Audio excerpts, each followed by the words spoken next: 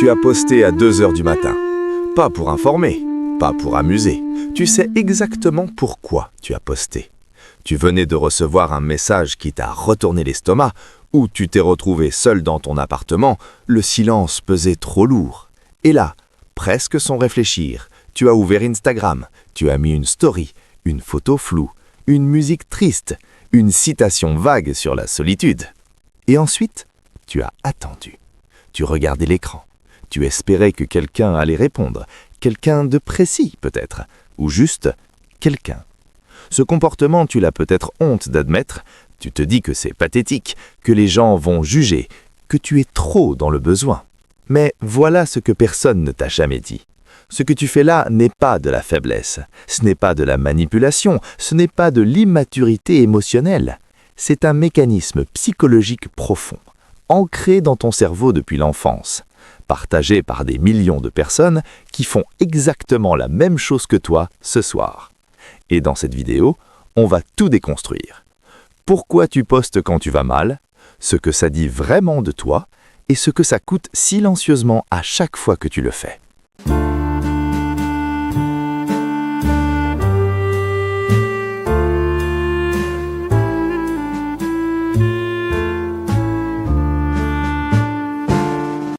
Partie 1.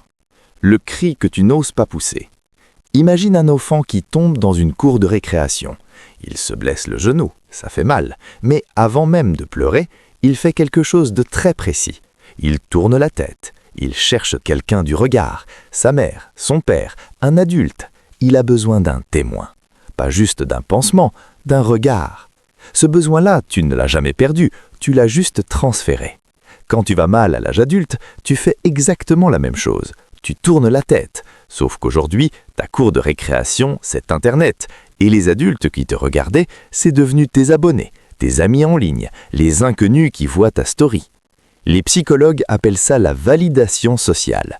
C'est le besoin fondamental d'être vu, reconnu, confirmé dans ton existence par les autres. Ce n'est pas un caprice d'adulte fragile, c'est câblé dans ton cerveau. C'est littéralement une fonction de survie. Les êtres humains sont des animaux sociaux. Pendant des millénaires, être exclu du groupe signifiait mourir. La douleur sociale active exactement les mêmes zones neurologiques que la douleur physique. Ce n'est pas une métaphore, c'est de la biologie. Alors, quand tu souffres, ton cerveau cherche une connexion, désespérément. Et dans notre époque, la connexion la plus rapide, la plus accessible, la plus disponible à 2 heures du matin, c'est le téléphone. Tu postes parce que tu as besoin d'être vu, pas jugé, pas conseillé, juste vu. Juste que quelqu'un dise, même silencieusement par un like ou une réponse rapide, « Je t'ai remarqué, tu existes, tu comptes ». Ce besoin est aussi légitime que la faim. Le problème, c'est pas que tu l'as. Le problème, c'est là où tu vas le nourrir. Parce que les réseaux sociaux, ils ont été construits pour simuler cette connexion, pas pour la créer vraiment. Et cette différence entre simulation et réalité, elle te coûte beaucoup plus cher que tu ne le crois. On y revient. Mais il faut que tu comprennes quelque chose de plus sombre. Partie 2. La psychologie du SOS invisible. Il y a un concept en psychologie qu'on appelle la communication indirecte de la détresse. C'est le fait d'exprimer une souffrance sans la nommer clairement, sans dire « j'ai besoin d'aide » directement, sans appeler quelqu'un et dire « je vais mal, tu peux être là pour moi ». À la place, tu lances un signal, une story ambiguë, un statut cryptique, une photo de nuit qui ne dit rien mais dit tout. Pourquoi tu fais ça plutôt que d'appeler directement ? Parce que la demande directe est terrifiante. Quand tu demandes explicitement quelque chose à quelqu'un, tu t'exposes à un refus. Et ce refus, si tu vas déjà mal, il peut t'anéantir. Alors, ton cerveau a développé une stratégie de protection. Plutôt que de demander et risquer d'entendre non, tu suggères, tu laisses la porte entrouverte. Si personne ne rentre, tu peux te dire que personne n'a compris, pas que personne n'a voulu. C'est un mécanisme de défense brillant et destructeur. Brillant parce qu'il protège ton ego. Tu ne peux pas être vraiment rejeté si tu n'as jamais vraiment demandé. Destructeur parce que tu ne reçois jamais vraiment ce dont tu as besoin non plus. Et il y a quelque chose d'encore plus profond là-dedans. Certaines personnes postent quand elles vont mal parce qu'elles ont appris très tôt que leurs besoins exprimés directement n'étaient pas accueillis. Peut-être une famille où montrer sa vulnérabilité était perçue comme une faiblesse. Peut-être des parents débordés qui n'avaient pas l'espace émotionnel pour recevoir ta souffrance. Peut-être des expériences où tu as demandé de l'aide et on t'a fait sentir encombrant. Alors tu as appris à coder tes demandes, à les rendre suffisamment vagues pour qu'on puisse les ignorer sans que ça compte vraiment. Tu n'es pas manipulateur, tu es quelqu'un qui a appris à survivre.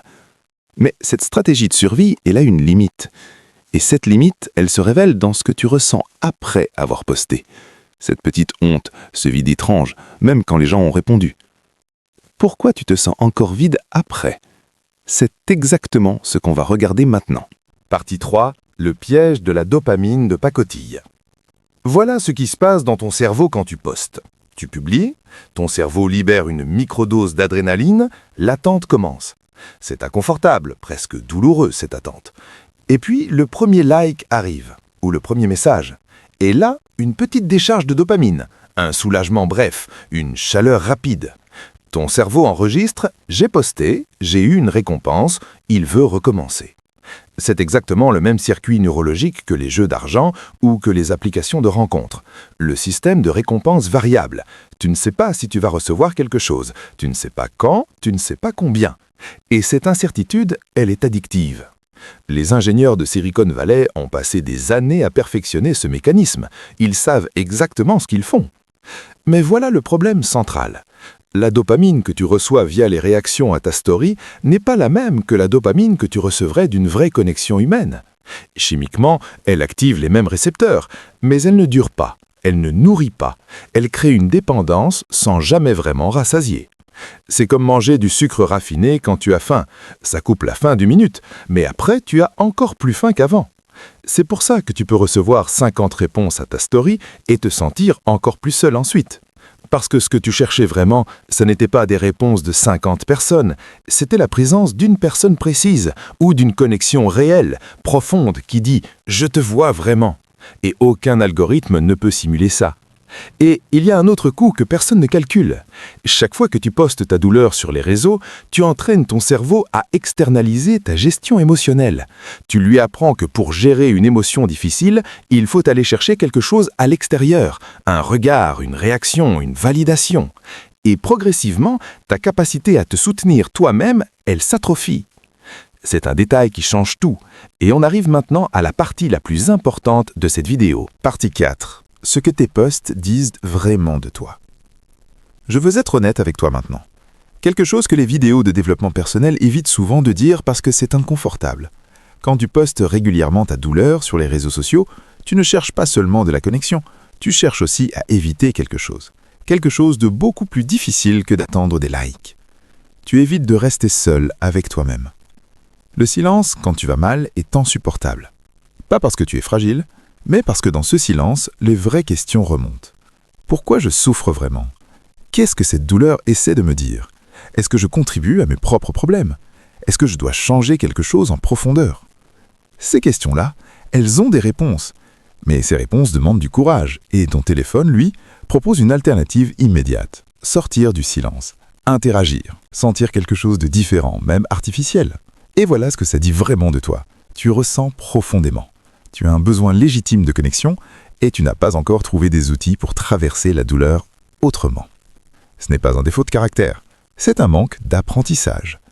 Personne ne t'a appris à rester assis avec une douleur sans immédiatement chercher à la faire taire. Ni des parents, ni l'école, ni la société. On t'a appris à performer le bonheur, à paraître bien, à poster les beaux moments. Et quand tu ne pouvais plus performer, tu as cherché une autre forme de connexion, même si cette forme était indirecte, codée, ambiguë. Il y a aussi quelque chose de courageux là-dedans.